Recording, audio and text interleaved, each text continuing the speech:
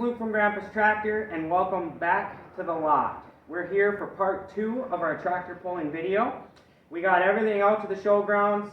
We got the 560, the A, and the 830, and then of course we got our truck that we brought them out on. Let's just get to it and see what the show has to offer. All sorts of things out there, things for everybody to do. So if you ever get a chance, come on out to Rose City. See the tractor pull, they got a petting zoo, they got a flea market, they got all sorts of fun things to do. So take your family out there and enjoy those old threshing shows, get to see some old tractors. But let's get to the video and see what we saw and how the tractors performed on the track.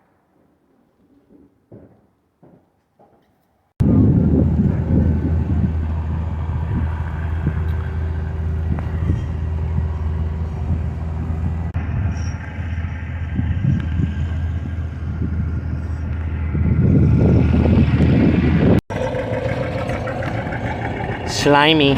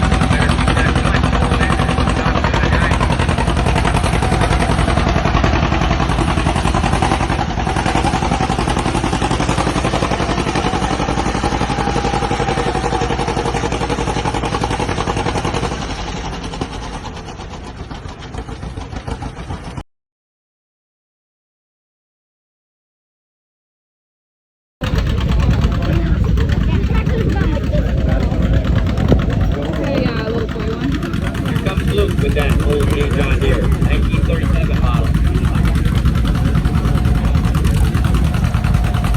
Got the double throw pipe on it.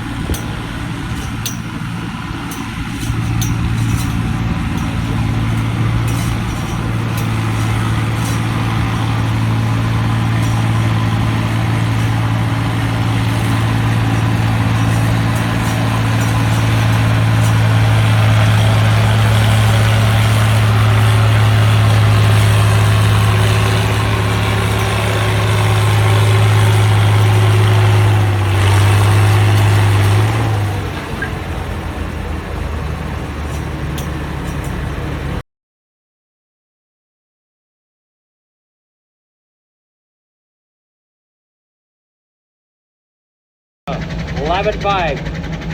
Last two classes here, not too many tractors left. 5 times the money here. Watch the last 5 here. I don't really know what he did.